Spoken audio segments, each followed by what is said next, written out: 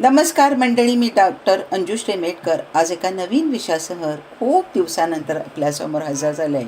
मध्यंतरीच्या माझ्या काही व्यस्त शेड्यूलमुळे आणि हातातल्या काही उपक्रमांमुळे मला वेगवेगळे ब्लॉग करता आले नाही. त्याबद्दल मी आपली दिलगिरी व्यक्त करून आजच्या ब्लॉगला सुरुवात करते. मंडळी, सर्वप्रथम आपल्या सर्वांना आत्ता आपण जी दिवाळी साजरी केली आहे त्या दिवाळीबद्दल मी सुयश चिंतते. आपल्याला आयुरारोग्य, ऐश्वर्य, समृद्धीकडे आपल्या जीवनाची वाटचाल व्हावी यासाठी प्रभूचरणी प्रार्थना करते आणि आजच्या व्लॉगला सुरुवात करते.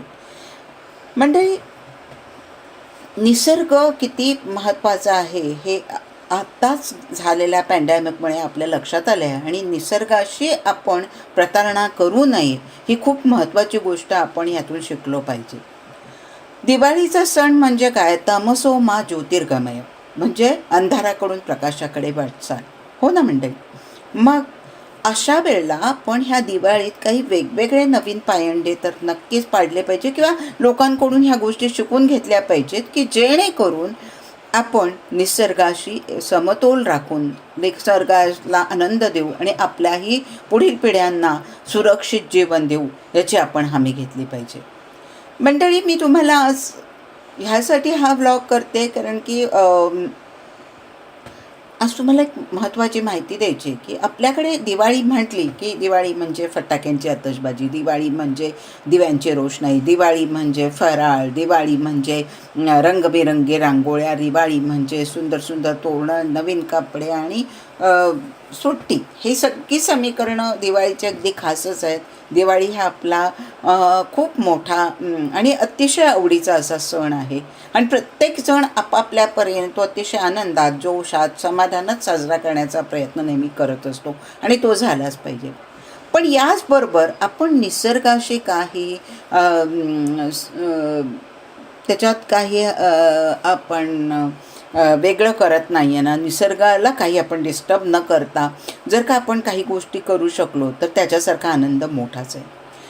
मंडळी, मी आज तुमच्याशी बोलणार आहे ते तामिळनाडूतील तिरुपत्तूरजवळील वेतांगुडीपट्टी आणि पेरिया कोल्लुकुडुपट्टी या 2 गावातील ग्रामस्थांनी घेतलेल्या वर्षानुवर्षापासून घेतलेल्या एका अचाट निर्णयाबद्दल की त्यांनी गेल्या कित्येक वर्षापासून फटाके न वाजवता फटाके न फोडता दिवाळी साजरी करण्याचा निर्णय घेतला आहे. कारण त्यांचं म्हणणं असं आहे की आम्हाला पशुपक्ष्यांना दुखवायचं नाही, की पक्ष्यांसाठी आम्ही फटाके फोडत नाही असं हे ग्रामस्थ सांगतात. पक्षी हे आपल्या पाळीवप्रमाणे घरातल्या लोकांप्रमाणे आहेत आणि म्हणून त्यांच्यासाठी आम्ही फटाके फोडणं टाळतं असं ह्या ग्रामस्थांचं म्हणणं आहे. पण याशिवाय त्यांनी आपल्या मुलांनाही ह्या फटाके फोडण्यापासून परावृत्त करण्याची हमी पण घेतली आहे. त्यांनी आपल्या मुलांना ह्या फटाके फोडायचे नाहीत की ह्या विचारा त्यांच्या मनावर अतिशय बिंबवला गेला आहे. त्यामुळे कित्येक वर्ष झाले ह्या गावात दिवाळीला फटाके फोडले जात नाही. वेतांगुडीपट्टी त्यामुळे ही जी आहे हे एक पक्ष्यांचं अभयारण्य म्हणून आता फेमस झालेलं आहे. कारण की हिवाळी अनेक स्थलांतरित पक्षींचा नैसर्गिक अधिवास या ठिकाणी असलेल्या तलावात असतो.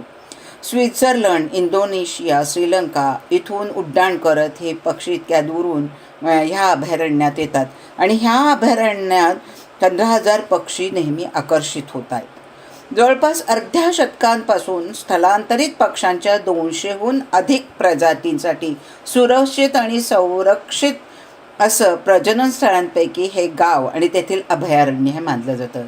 हे पक्षी अनेक वर्षांपासून वेतांगुडीपट्टी, पेरिया कोल्लुकुडुपट्टी आणि चिन्ना कोल्लुकुडुपट्टी येथून सिंचन तलांवर येत असतात.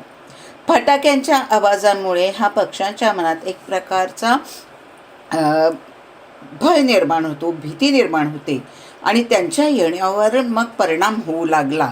तेव्हापासून ह्या स्थानिक ग्रामस्थांनी असा निर्णय घेतला की आता आपण इथून पुढे फटाके विरहित दिवाळी साजरी करायची आणि पशुपक्षी जे आपल्याकडे पाहुणे येत आहेत त्यांना इथे शांततेने राहायला द्यायचं. ह्या लोकांचं असं म्हणणं आहे की केवळ दिवाळीतच नाही, तो कोणताही सण असो, लग्नकार्य असो किंवा उत्सव असो, आम्ही कोणत्याही वेळी फटाके फोडत नाही.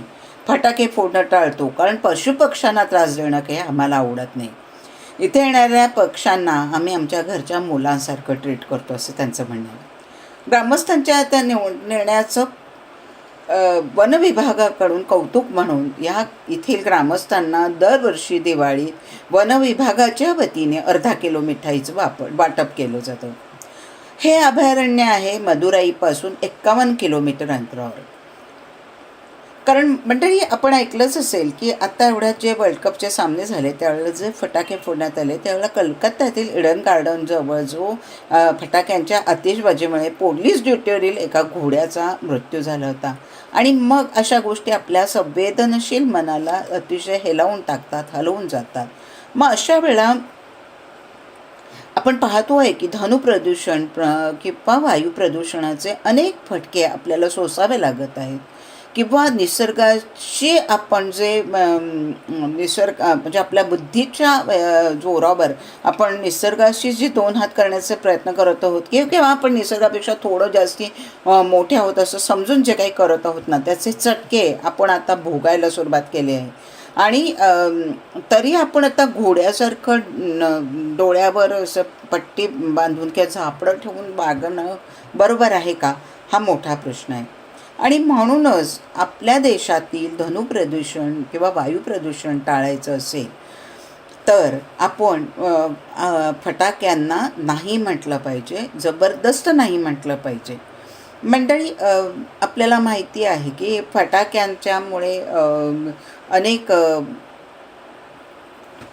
वायू ह्या वातावरणात पसरले जात आहेत. त्याचा मोठा आवाज अनेकांच्या काळजाचा ठाव पण घेतो आहे. अनेकदा अशा आवाजामुळे, मोठ्या आवाजांमुळे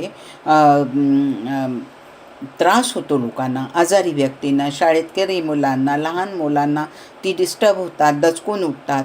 तर ह्या सगळ्या गोष्टींपासून जर का दूर राहायचं असेल तर आपल्याला फटाक्यांपासून दूर राहणं, फटाके विरहित दिवाळी साजरे करणं, आतषबाजी विरहित आपले सण समारंभ उत्सव साजरे करणं खूप गरजेचं आहे.